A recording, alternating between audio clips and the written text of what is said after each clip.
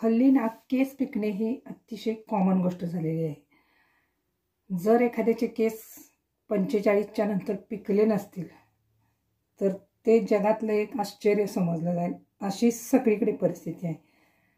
आता समोरचे अगोदर पिकतात, अगोदर पिकल्यामुळे काय होतं, आतले नंतर पिकतात परंतु समोरचे जास्त पिकतात। आणि आपण काय करतो, समोरचे जरी केस पिकले तर लगेच त्याला मेहंदी लावतो। शक्यतो डाय वापरूच नाही, भरपूर प्रकारच्या मेहंद्या मिळतात, डायमध्ये खूप केमिकल असतं, तर समोरून तेवढंच टचअप करायचं मेहंदीनं। आयुर्वेदिक मेहंद्या पण मिळतात, त्याच्यात केमिकल असतं परंतु कमी प्रमाणात। तर समोर जेवढे पिकले तेवढ्याच केसांना लावायचे। सगळ्या केसांना जर लावलं तर वाटच लागते। आणि कुठं कार्यक्रमाला वगैरे जायचं असेल आणि समोरचे केस पांढरे पांढरे दिसत असतील तर आपल्याला इरिटेट होतं, तर काय इरिटेट वगैरे व्हायचं नाही। लावायची मेहंदी, आदल्या दिवशी तयारी करायची, अचानक जावं लागलं तर तेवढंच लावायचं थोडं आणि धुवून काढायचं, विषय कट। जास्त टेन्शन घ्यायचं नाही।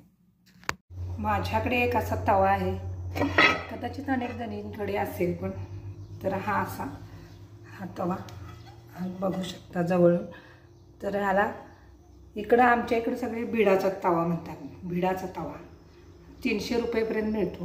आता हा घेऊन 4-5 वर्ष झालीत, पण कदाचित याची किंमत वाढली असेल, 400 रुपये झाले असेल जास्तीत जास्त।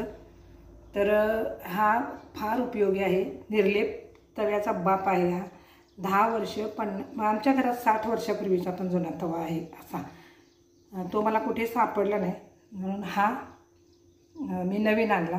परंतु ह्याला सुरुवातीला लगेच तुम्ही ह्याच्यावरती म्हणजे आंबोळ्या वगैरे डोसे करायला जाल तर लगेच होत नसतात। ह्याला चांगलं घासून घासून घासून, म्हणजे कशानं घासायचं, काथ्यानं नाही, ह्याला घासायचं गव्हाचा कोंडा किंवा असं तुमच्याकडे जर नसेल तर न चाळलेल्या पिठानं तुम्ही घासून घासून असं स्वच्छ धुवायचा, परत कॉटनच्या कपड्यात बांधून ठेवायचा आणि बांधण्यापूर्वी त्याला थोडंसं तेल लावायचं। आता ह्याचा मी आज वापर केला आहे, परंतु ह्याला साध्या पाण्याने धुतलं। ह्याला कुठल्याही प्रकारचं विम किंवा कुठल्याही प्रकारचं बारचा वापर न करता हा केवळ पाण्याने धुतला आहे, कारण हा तेलकट आहे। आणि जेव्हा हा तवा तुम्ही रोज पिठानं वगैरे घासून घासून तयार करता, तेव्हा हा तवा काय करायचा, तसाच ठेवून द्यायचा, तेल लावून ठेवून दिल्यानंतर तो कॉटनच्या कपड्यात बांधून ठेवायचा। आणि मग आपल्याला राळ वगैरे लागत नसेल तर मग नंतर त्याच्यावरती आपण चपाती करायच्या। चपाती किमान 10-15 वेळा कराव्या लागतात, तेव्हा जाऊन याच्यात डोसा होतो पण किंवा आंबोळी होते। जेव्हा हा तवा परफेक्ट तयार होतो, असा गुळगुळीत त्याचा हा सरफेस म्हणता येईल, तर तयार होतो, तेव्हा याच्यात तुम्ही कितीही वर्ष आंबोळ्या करा, परत तुमच्या डोसे बनवा, मस्त राहतो। याच्यात चपाती करून 10-15 वेळा चपाती केल्या, जसं मी अगोदर सांगितले त्या स्टेपनं जाऊन, की हा तवा तयार झाला म्हणून समजायचा। ह्याला भिडाचा तवा म्हणतो आम्ही। आमच्या एका सबस्क्रायबरने मला विचारलेलं कुठून आणला, दुकानात मिळतो, मुंबईत वगैरे त्या राहतात तर मुंबईत पण मिळू शकतो, आणि नसेल मिळत तर गावी गेला की घ्या। भिडाचा तवा म्हणतात त्याला, भिडा इकडं तर भिडाचा म्हणतात, पण त्याचा परफेक्ट शब्द भिडाचा आहे की काय, पण तो तुम्हाला दुकानात बघितल्याबरोबर मिळू शकतो। अतिशय उपयुक्त असा हा तवा आहे।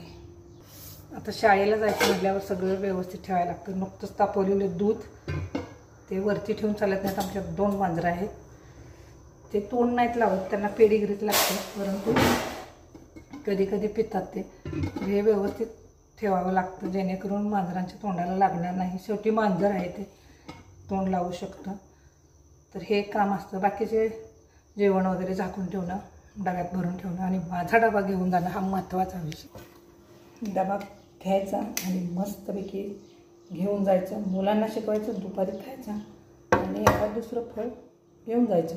खावंसं वाटलं तर आधीमध्ये खायचं। मला भाजलेले पण शेंगदाणे आवडतात, खारवलेले पण शेंगदाणे आवडतात, फुटाणेसुद्धा आवडतात। पाण्याची बाटली वगैरे काय आपण शाळेकडे नेत नाही, कारण मला कुठलंही पाणी चालतं, नो प्रॉब्लेम। तेवढ्या बाबतीत आपण देवाचे आभार मानायलाच हवेत।